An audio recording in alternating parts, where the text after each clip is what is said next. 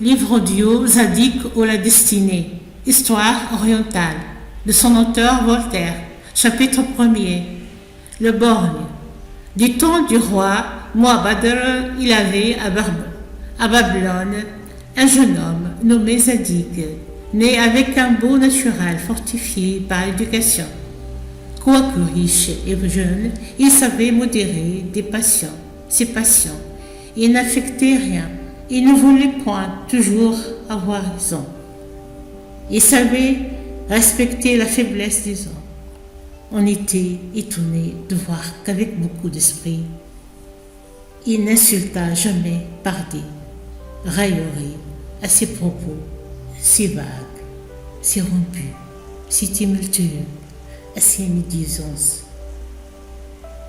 téméraires, à ses décisions ignorantes, à ces turlupinades grossières, à ce vain bruit de paroles qu'on appelait conversation dans Babylone. Il avait appris dans le premier livre de Zoroastre que l'amour propre est un ballon gonflé de vent dont il sort des tempêtes dont on lui a fait une piqûre. Zadig surtout ne se vantait pas de mépriser les femmes. Il est subjugué, il était généreux et ne craignait point d'obliger des ingrats. Suivant ce grand précepte de Zoroastre, quand tu manges, donne à manger aux chiens, dussent-ils te mordre. Il était aussi sage qu'on peut l'être, car il cherchait à vivre avec des sages. Instruit dans les sciences des anciens candéliens, il n'ignorait pas les principes physiques de la nature tels qu'on les connaissait. Alors, il savait de la métaphysique, ce qu'on a su dans tous les âges, c'est-à-dire fort peu de choses. Il était fermement persuadé que l'année était de 365 jours et un quart. Malgré la nouvelle philosophie de son temps et que le soleil était au centre du monde, et quand les principaux mages lui disaient avec une hauteur insolente qu'il avait de mauvais sentiments et que c'était être un ami lui-même et que l'année avait 12 mois, il se faisait sans colère et sans dédain. Zadig avec de grandes richesses et par conséquent avec des amis ayant de la santé, une figure aimable, un esprit juste et modéré, un corps sincère et noble, crut qu'il pouvait être heureux. Il devait se marier à Simir que sa beauté, sa naissance et sa fortune rendaient le premier parti de Babylone. Il avait pour elle un attachement solide et vertueux, et Simir l'aimait avec passion. Ils touchèrent au moment fortuné qui allait les unir. Lorsque se promenant ensemble vers une porte de Babylone, sous les palmiers qui ornaient le rivage de l'Euphrates, ils virent venir à eux des hommes armés de sabres et de flèches.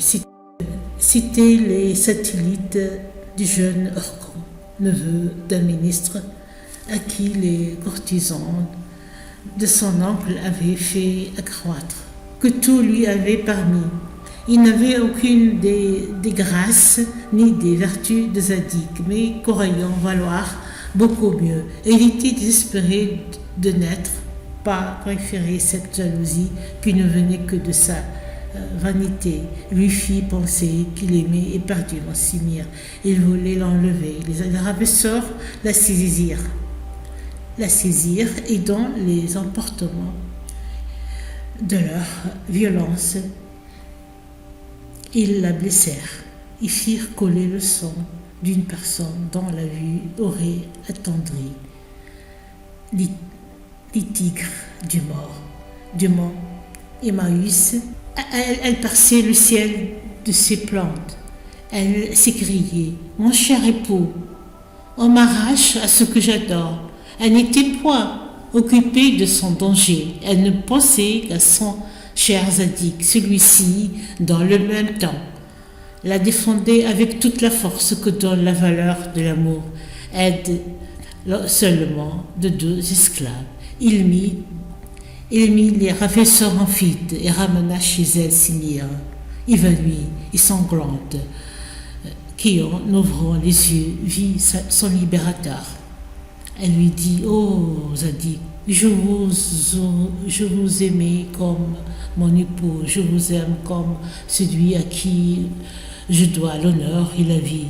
Jamais il n'y a eu un cœur plus pénétré que celui de Simire. Jamais bouche plus ravissante s'exprima des sentiments plus touchants par ces paroles de feu qu'inspire le sentiment du plus grand des bienfaits et le transport le plus tendre de l'amour, de plus légitime sa blessure était légère. Elle guérit bientôt. Zadig était blessé plus dangereusement. Un coup de flèche reçu près de l'œil lui avait fait une plaie profonde. Simire ne demandait au Dieu que la guérison de son amour. Ses yeux étaient nuit et jour baignés de larmes.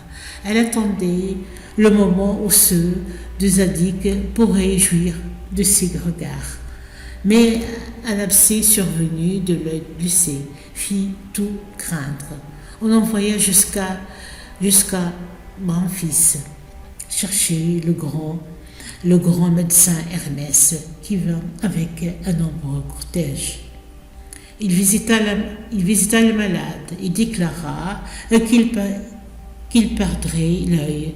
Il prédit même le jour et l'heure où ce funeste accident devait arriver. Si ce était l'œil droit, dit-il, je l'aurais guéri, mais les plaies de l'œil gauche sont incurables. Tout Babylone, en plaignant la destinée de Zadig, admira la profondeur de la science d'Hermès. 2 jours après, l'abbé perça de lui l'abcès perça de lui-même. Zadig fut guéri parfaitement. Hermès écrivit un livre où il lui prouva qu'il n'avait pu guérir. Zadig ne lui fit point, mais qu'il put sortir. Il se prépara à rendre visite à celle qui faisait l'espérance du bonheur de sa vie et pour qui seul il voulait avoir des yeux. Simire était à la campagne depuis 3 jours. Il apprit en chemin que cette belle dame, ayant déclaré hautement qu'elle avait une aversion insupportable pour les borgnes, venait de se marier à Orcon.